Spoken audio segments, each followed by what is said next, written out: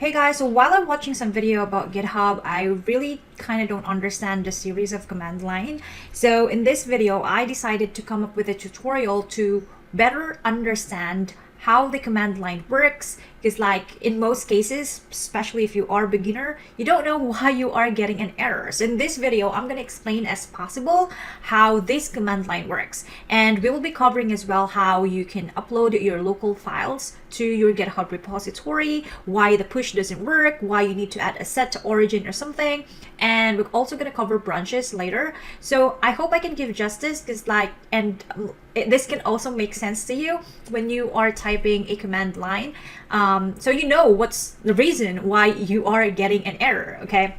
All right, so to start with, you need to have an IDE. I use Visual Studio Code as an example, and then we just need a project. So I'm gonna be creating a folder in here. Let's call this, let's say GitHub tutorial, okay? You can also drag your existing folder if you want to, okay? I'm gonna click that, and then I will create a folder, let's say version, let's create a folder, let's say debug1 folder as well, called debug2. There's a reason why I created this folder, by the way, because we're going to be covering branches later. Okay, so I'm going to be creating another, let's create an initial files in here, index.html and style.css, and that's it. I think that is fine. And also, if you're building a big project and you wanted to upload that into your version control, highly suggest that you also utilize the git ignore. So how you can create a git ignore, you just need to add a new file, type .git ignore. And then what this basically git ignore all about is it will ignore any push that is listed into this file. So let's say you have a like node.module, which is common, or you have some file in here, let's say debug.css, yet you don't want to be added into your, you don't want to be pushed or upload into your repository. So you can just add that into your git ignore. Let's just type in debug.css. And if I save it, you'll notice that these three files have been grayed out.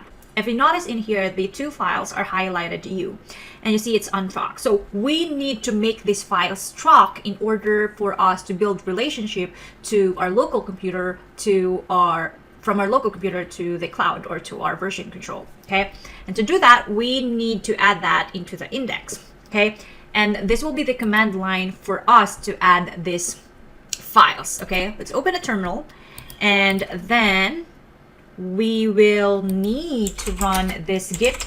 But before I run the git head, I'm going to be moving that. I'm going to be isolating this debug folder, debug1. So we're already in that folder, okay? Because we're in the parent one. So debug. Then we'll run a git add dot. When you said add dot, basically we are targeting all of the files that is inside this folder, debug add. Okay, if you want to target a specific file, then just put in the name of the file. Okay, but in this case, we want to, we want to add everything. Okay, if you notice the U changed to A, which means if you highlighted it, it's called index added. So this files is already ready to build relationship or connection to our repository or to our GitHub or to our version control or to our cloud. Okay. Now, we need to also add a commit message. So there is like a descendant command line that you need to also write after adding this command line, and that is the commit message. So you need to tell what this file all about. So git commit m, which basically means message, and let's say it's just a string. So describe what it's all about as possible. So this is a debug tests version 1, and like that. Okay, so we successfully added the two files. Now we can then start connecting that to a repository. I haven't created a repository yet, so we need to create a repository now. We can also use the command line to create a repository or straightly log into our GitHub account. Okay, so to create a repository, click the plus, click the new repository, and then create, and I'm gonna call that GitHub tutorial. You can better explain it, you can add a git ignore, or and also add to readme, or you can straightly add it into your GitHub tutorial folder. Okay, so I'm gonna create a folder, create repository. Now, once the repository is created, we can start adding that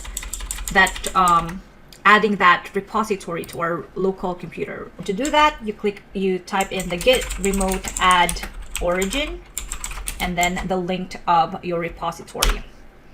Now you'll see that it says remote origin already exists. It's because we created this repository using the browser. Now, if I run git remote v as well, you'll see that this file right now, because I've did some testing earlier, it is linked to a different repository, which is the testing.git, and the repository we want to put these files is in the GitHub tutorial. So we need to set the URL. We need to set the remote URL, okay, to the correct repository. Okay, how you can do that? Just type in. So just run this command, git remote set URL origin, and we want this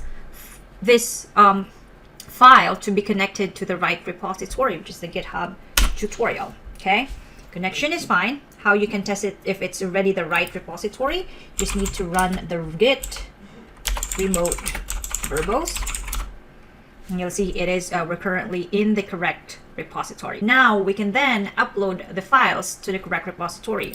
If I run git push origin, before we do that, we also need to consider the branches. Okay, that's why I created the two folders, because I want to explain, guys, how the branches work as well. Now, if you go into your repository, you'll notice there's only one branch created by default. And let's say you wanted to have a different branches, let's say a debug 1 and debug 2 folder. What you can do is you need to create a branches. So to do that, just type in git checkout B, which means create a branch, and then what's the name of the branch? That's called debug1. And what this basically means is we create a debug1 branch, and then we straightly switch to the right branch. So currently this branch is the version 2 which I created earlier. Now we are already in the right branch, which is the debug1. If I refresh this,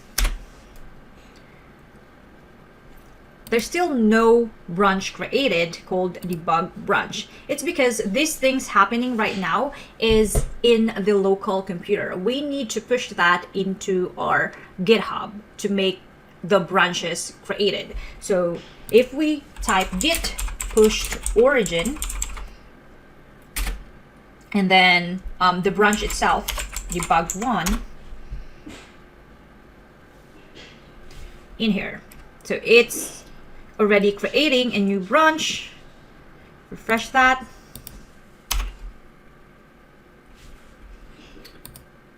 New branch is created called debug2. Now, if you encounter an issue about the git, like this one, git push origin debug, if you haven't set your upstream yet, you will encounter an issue. So if you haven't set that yet, initialize first your upstream. So how you can do that, git push, and then just type in set upstream origin, and then the name of the branch, debug1. So first do this before you do anything like this. You can always declare push, you can always use push origin once you have set your upstream. I hope that makes sense.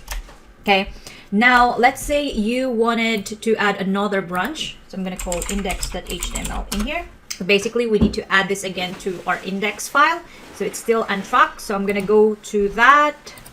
Actually, yeah, it's still untracked. So I'm going to add that again to the index. Git, let's just go to the debug 2. And then let's add it. And then let's add that again. Git add.